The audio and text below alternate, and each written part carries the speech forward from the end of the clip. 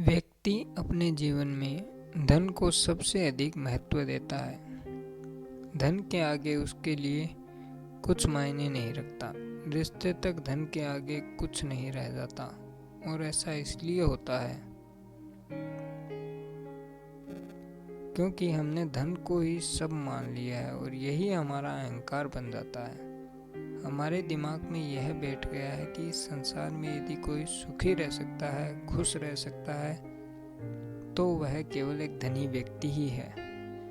जिसके पास धन दौलत संपत्ति सब कुछ है, उसका जीवन खुशहाल है। ऐसी हम सभी की मानसिकता होती है, लेकिन इसमें कितने प्रतिशत सच्चाई है, हम इस ओर ध्यान नहीं देते हैं।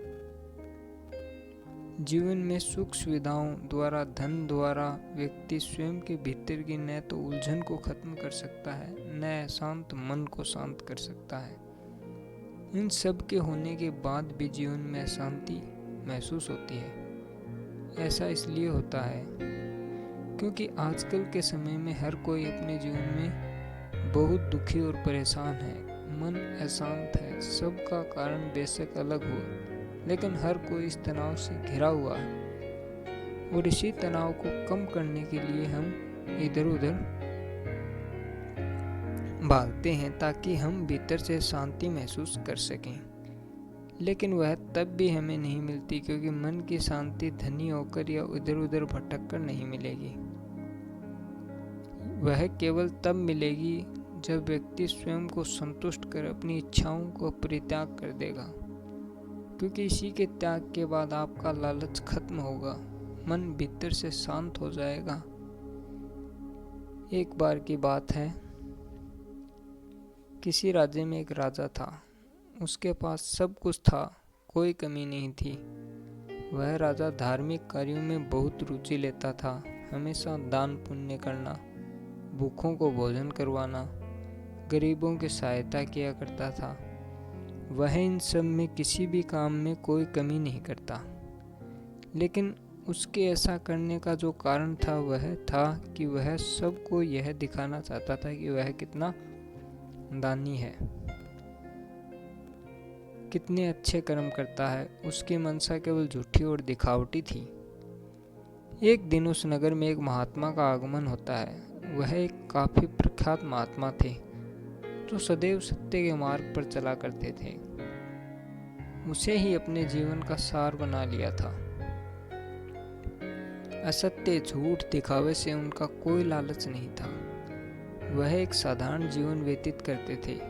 जितना वह स्वयं इन सब से प्रभावित थे, वह दूसरे को भी इसी राह पर चलने के लिए प्रेरित करते थे। उन्होंने जिस भी नगर में आज तक यात्रा की थी, सभी को बस यही शिक्षा दी। जब वह महात्मा उस नगर में पहुंचते हैं, सभी लोग उनके उपदेश सुनने उनकी सभा में पहुंच जाते हैं। तभी सब उनकी प्रसिद्धि से वाकिफ थे। राजा को जब यह पता चलता है कि महात्मा उसके नगर में आए हुए हैं, वह उनसे मिलने के लिए जाता है और वहां पहुंचकर कहता है कि गुरुदेव, आप यहाँ आए पधारे, मुझे इस बात की प्रसन्नता है। आपने मेरी प्रजा को उपदेश दिया, उनका मार्गदर्शन किया, आपका कोटि कोटि आभार। इसके बदले में मैं भी आपको कुछ देना चाहता हूँ। यह सुन महात्मा कहते हैं कि यह मेरा कर्तव्य है, लोगों को सही राह दिखाना, उस पर चलने के लिए प्रेरित करना, यही मेरा कार्य है। यह सुन राजा कहता है, किंतु मेरा भी कर्तव्य है कि मैं आपको कुछ दूं। आपकी जो भी इच्छा हो आप मुझसे कह सकते हैं, मैं आपको वही दूंगा। यह सुन महात्मा कहते हैं कि फिर आप बताएं, मुझे क्या दे सकते हैं। तब राजा कहता है कि मेरे पास सब कुछ है, किसी चीज की कमी नहीं है, मैं आपकी हर इच्छा पूरी करूंगा। यह सुन महात्मा कहते हैं कि ठीक है, फिर आप मुझे अपनी तिजोरी से स्वर्ण मुद्राएं दे दें। राजा कहता है कि अवश्य, लेकिन आप उसे लेकर कैसे जाएंगे। तब महात्मा कहते हैं, ये मेरा कमंडल है, इसी में डाल दे। यह सुन राजा स्वयं के पास से स्वर्ण मुद्राएं लेकर कमंडल में डाल देता है। राजा को लगता है कि यह तो एक छोटा सा कमंडल है, कुछ ही स्वर्ण मुद्राओं में भर जाएगा और मेरा नाम हो जाएगा कि मैंने एक महात्मा की इच्छा को पूरा किया। यही सोच वह कमंडल में सिक्के डाल देता है, लेकिन राजा का सोचा हुआ कुछ नहीं होता। कमंडल नहीं भरा। यह देख राजा को हैरानी हुई कि कहा उसने सोचा था कि यह कुछ सिक्के से ही भर उठेगा और यह है कि भर ही नहीं रहा। तब राजा स्वयं के पहने हुए सारे सोने के आभूषण को कमंडल में डालता है, लेकिन तब भी वह नहीं भरता, क्योंकि राजा अब जुबान दे चुका था, उसे कमंडल भरना था। यदि वह ऐसा नहीं करता तो सबके आगे वह हार जाता। तब वह अपने मंत्री को आदेश दे अपनी तिजोरी से स्वर्ण मुद्राएं मंगवाता है, लेकिन महात्मा का कमंडल तब भी नहीं भर रहा था। अंत में राजा थक कर वहीं बैठ जाता है। यह देख महात्मा कहते हैं कि क्या हुआ राजन, आपने मेरा कमंडल अब तक नहीं भरा।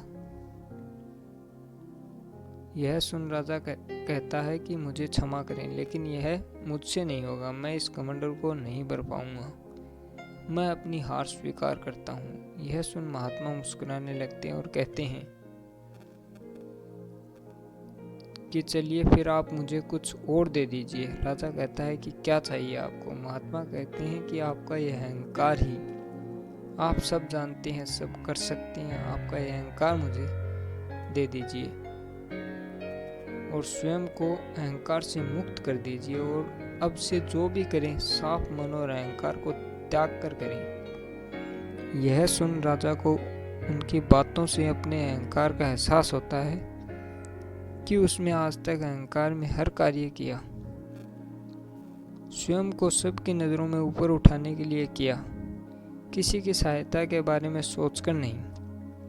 तब वह स्वयं की भूल के लिए महात्मा से क्षमा मांगता है और कहता है कि महाराज, आपने सत्य कहा, मैं इस बात से पूर्ण सहमत हूँ कि मुझे मेरी भूल का एहसास है।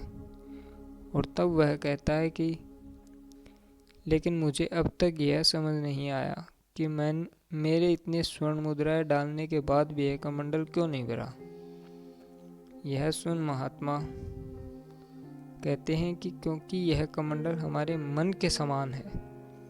जिस प्रकार व्यक्ति का मन कभी भी भीतर से किसी भी तरह की इच्छाएं, सुख सुविधा, धन, ज्ञान इत्यादि से नहीं भरता, हमेशा अधिक चाह ही रखता है, उसी प्रकार यह कमंडल भी नहीं भर सका।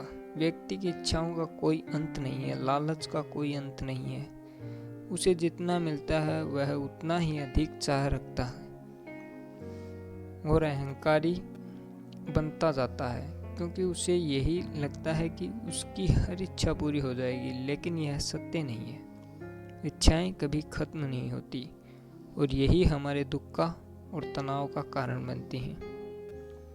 यह सुन राजा कहता है कि फिर हम इच्छाओं का क्या करें, यह तो आना स्वाभाविक है।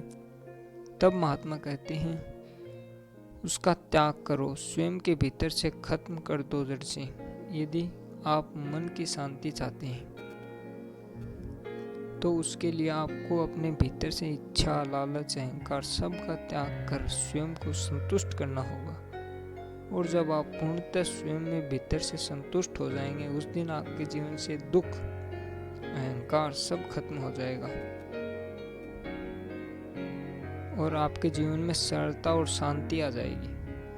अतः व्यक्ति को अपने जीवन में शांति लाने के लिए, स्वयं के मन को शांत रखने के लिए कुछ नहीं करना, बस स्वयं के भीतर के अहंकार, इच्छाओं का त्याग कर स्वयं को संतुष्ट करना है। यही इसका उपाय है। महात्मा की यह बात सुन राजा बहुत प्रभावित हो जाता है और वह उनके कहे हर शब्द को गांठ बांध लेता है। और तब वह उनके ज्ञान और उपदेशों से यह समझ जाता है कि इस वजह से वह इतने प्रख्यात हैं, क्योंकि वह जानते हैं कि किस प्रकार मनुष्य को सही राह पर चलना सिखाना है। और तब राजा महात्मा के चरणों में गिर जाता है। अतः इस कहानी से यही सीख मिलती है कि जीवन में धन, दौलत, अहंकार के सब का कोई महत्व नहीं है। यदि व्यक्ति अपने मन में भीतर से संतुष्ट है, सत्य के मार्ग पर है, तो उसका मन ही शांत और सुखी है।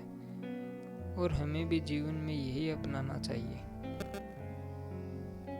यदि कहानी आपको पसंद आए तो प्लीज़ चैनल को सब्सक्राइब जरूर करें। धन्यवाद।